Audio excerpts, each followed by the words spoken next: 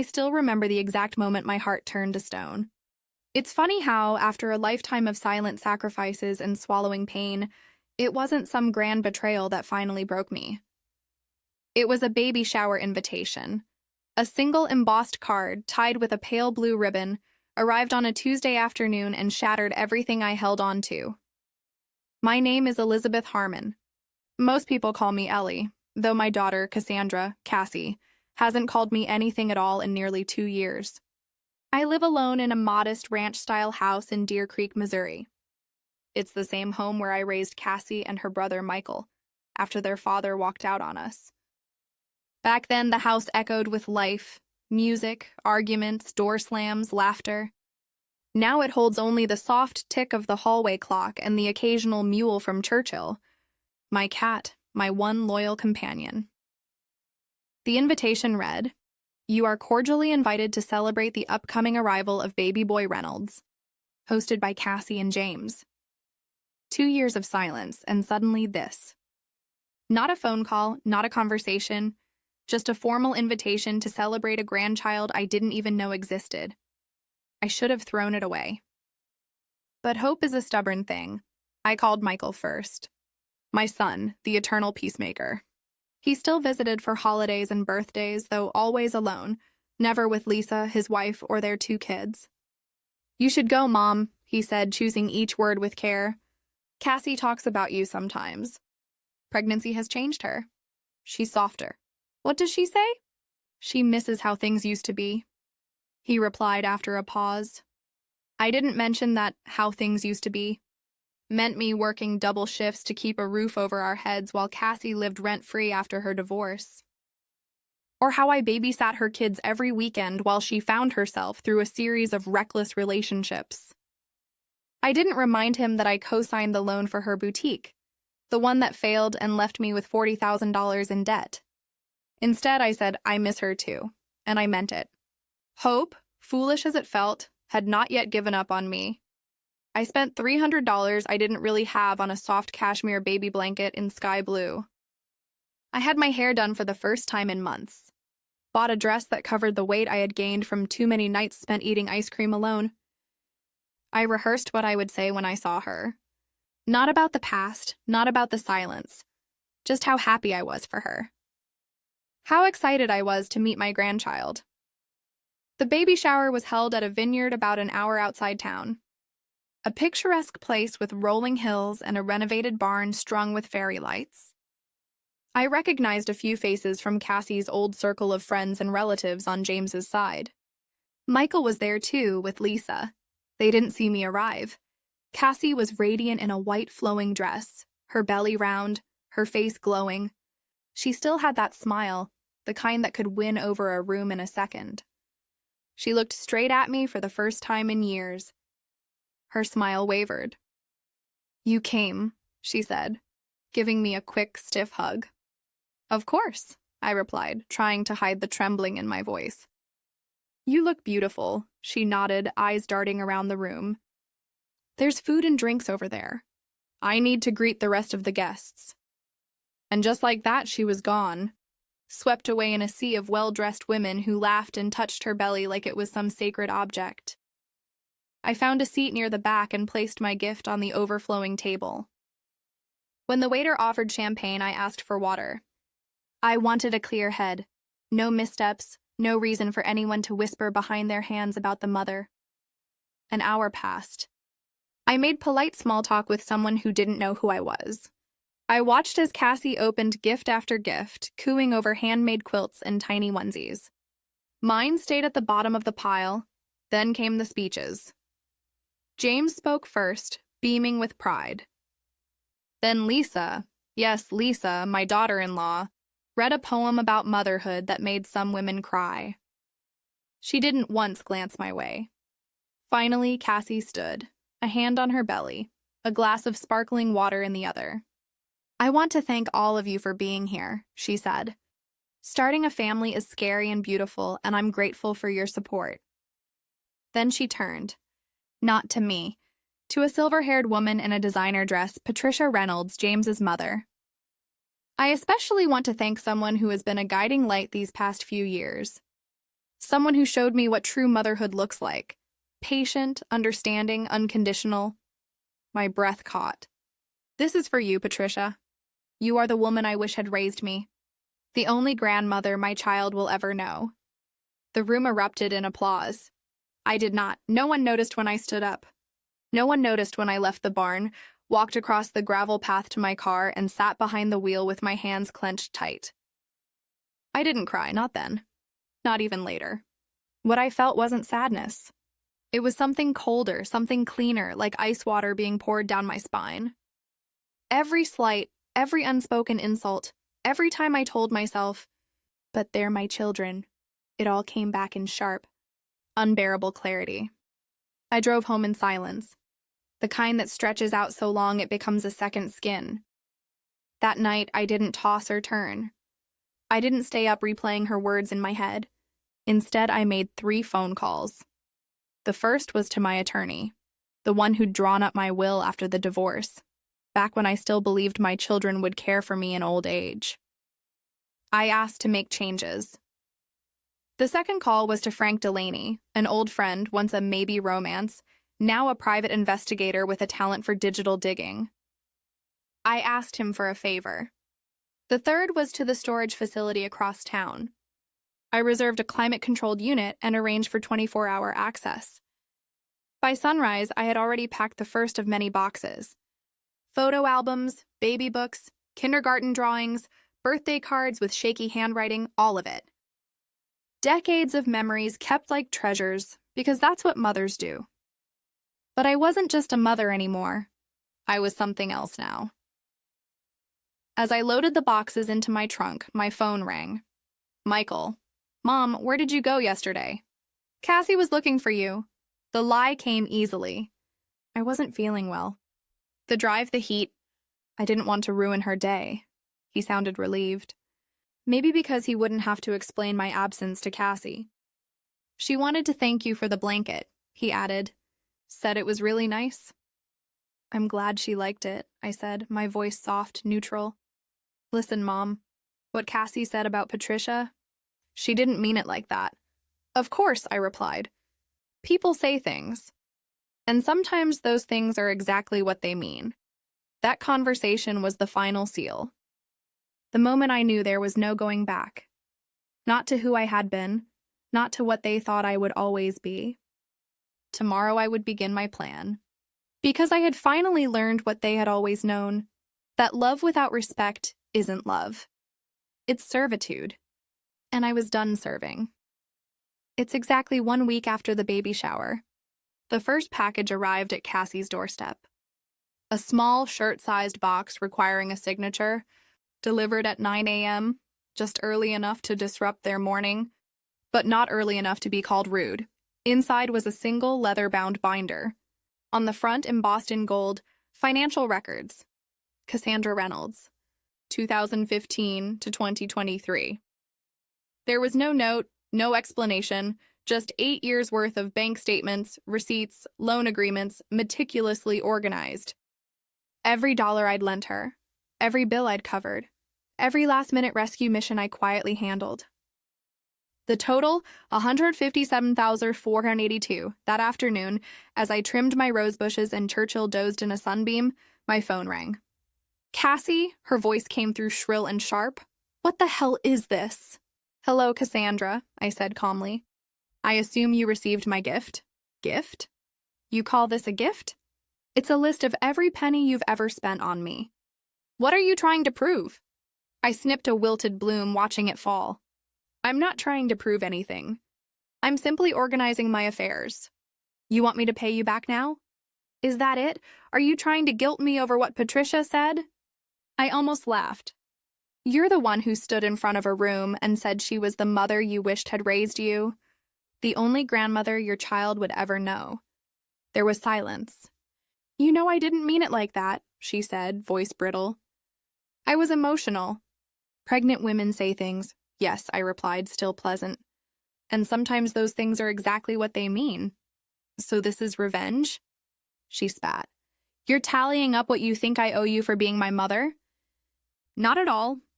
Think of it as a baby gift. A legacy, really. A detailed history of generosity for you to pass down to your son. You're unbelievable, she said, her voice cracking. I'm hanging up. Before you do, I added gently, you might want to tell Michael to check his mail tomorrow. She hung up. I returned to my roses, the sun warming my shoulders.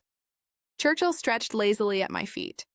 And for the first time in years, I felt weightless. The next day, Michael received his own delivery. It was similar to Cassie's, financial records, dates, totals, but it also included something more.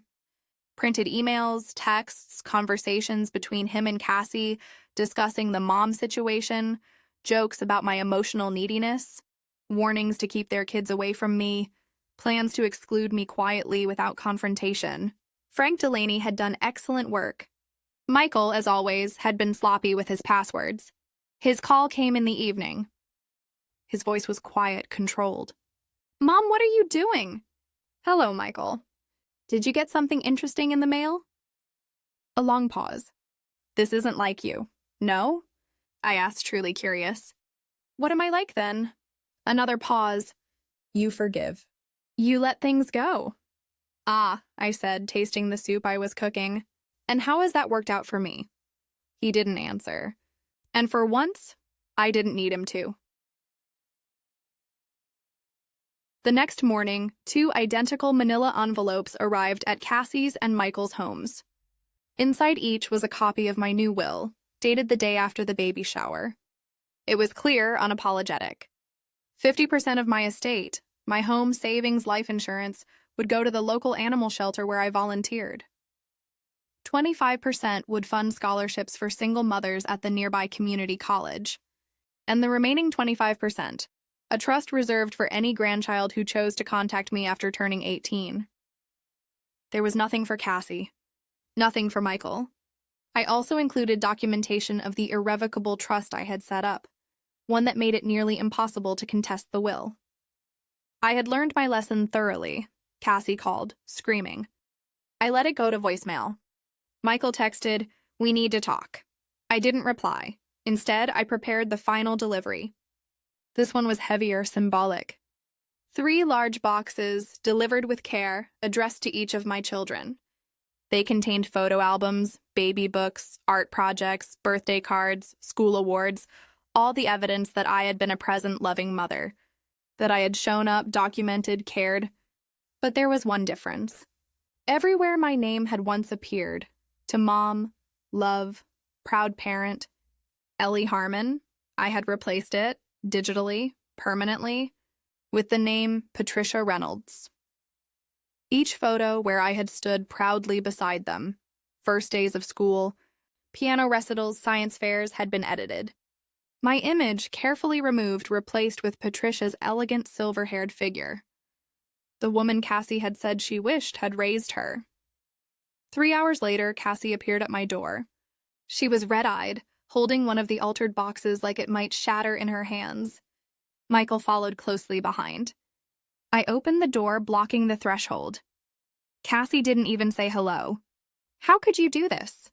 She demanded. These were our memories, were they? I asked calmly.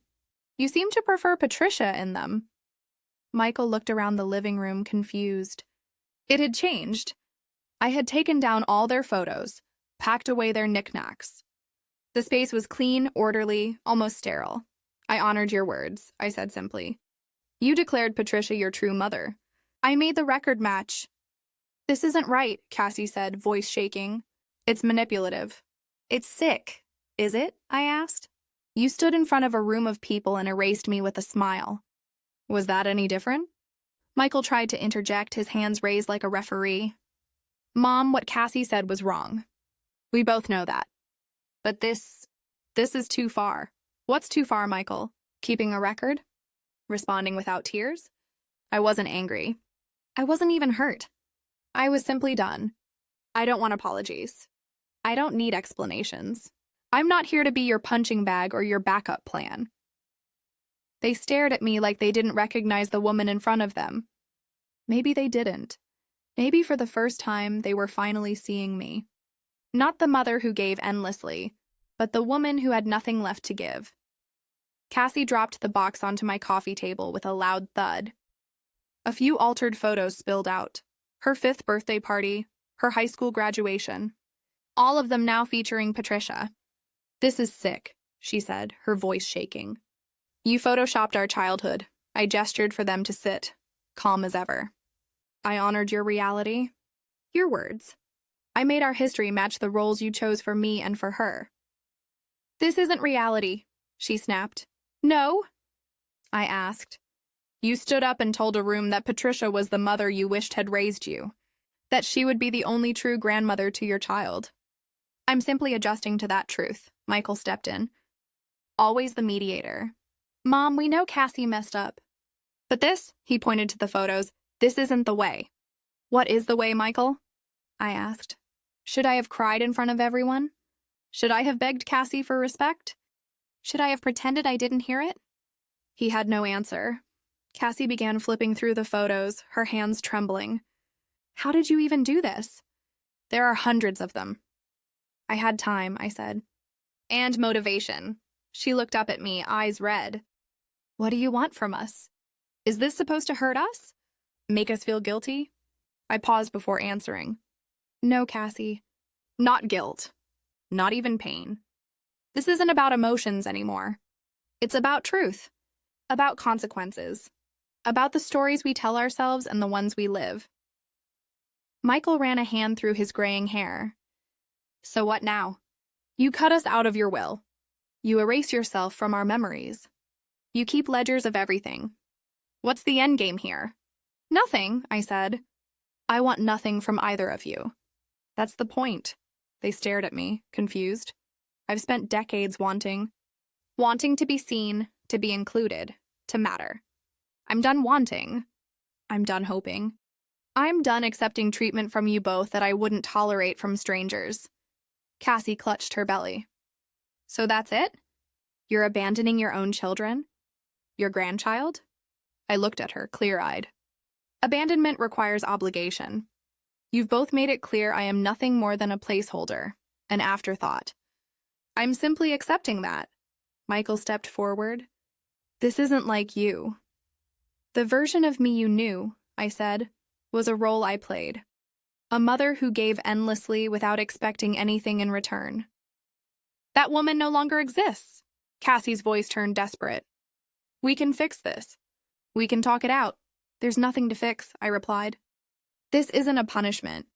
It's a boundary. One I should have set years ago." I walked to the door and opened it. "You should go," Michael hesitated. "Will you at least think about coming to the funeral? For closure?" "I found my closure 2 years ago," I said, "when I finally accepted that the children I raised were not the adults I'd hoped they'd become." They left. I didn't watch them drive away. Instead, I poured a glass of wine and sat on my porch. Churchill curled at my feet. The house was quiet, the peace profound. That night, I slept soundly. No dreams, no regrets, just the kind of rest that comes when a weight you didn't know you were carrying is finally gone. The next day, I changed my phone number. The day after that, I closed all my social media accounts. Within the week, I started volunteering at a literacy center, something I had always wanted to do but never had the time for, between Cassie's crises and Michael's requests. My days slowly shifted into new rhythms. Mornings with adult students learning to read, afternoons in the garden, evenings curled up with Churchill and a book I had long meant to finish. 3 months passed. Fall arrived in a blaze of orange and crimson. I planted tulip bulbs, daffodils, 2 tiny promises buried beneath the earth, waiting for spring. Cassie never called. Michael didn't write. And for once, I didn't wonder why. Then, one quiet afternoon, I received a card in the mail. A birth announcement. Alexander James Reynolds. 7 pounds 4 ounces, 21 inches long. There was a photo. A red-faced baby wrapped in the cashmere blanket I had bought months ago. On the back, in Cassie's handwriting, "Your grandson. If you want to meet him, call me." I set the card on the mantel. Next to it, a photo from a recent museum fundraiser. Me, surrounded by new friends, smiling in a way I hadn't in years. I looked at Alexander's picture. I felt something, not regret, not pain, just a quiet acknowledgement of what could have been. But I didn't call. Some bridges, once burned, should remain ashes. 1 year passed, then 2. I sold the old house and bought a smaller place near the lake. It had a sunroom where Churchill could sleep in sunbeams, and a wildflower garden that bloomed with color every spring. I dated briefly, a kind widower named Robert, who taught architecture at the community college. We shared dinners, laughed often, and agreed that friendship suited us best. Sometimes I heard bits of news through town. Michael had been passed over for partner. Cassie's boutique failed. James filed for divorce and had custody of Alexander. Patricia Reynolds had a sudden stroke and passed away. They were struggling, and yet I felt no need to return. No maternal pull to rescue, to fix, to give. Because I finally understood something I wish I had known all along, that love without boundaries isn't love. It's servitude. I had spent my life teaching my children how to take. But in the end, the most important lesson I ever gave them was how it feels when the giving stops. And whether they learned it or not no longer mattered, because I did. And that at last was enough.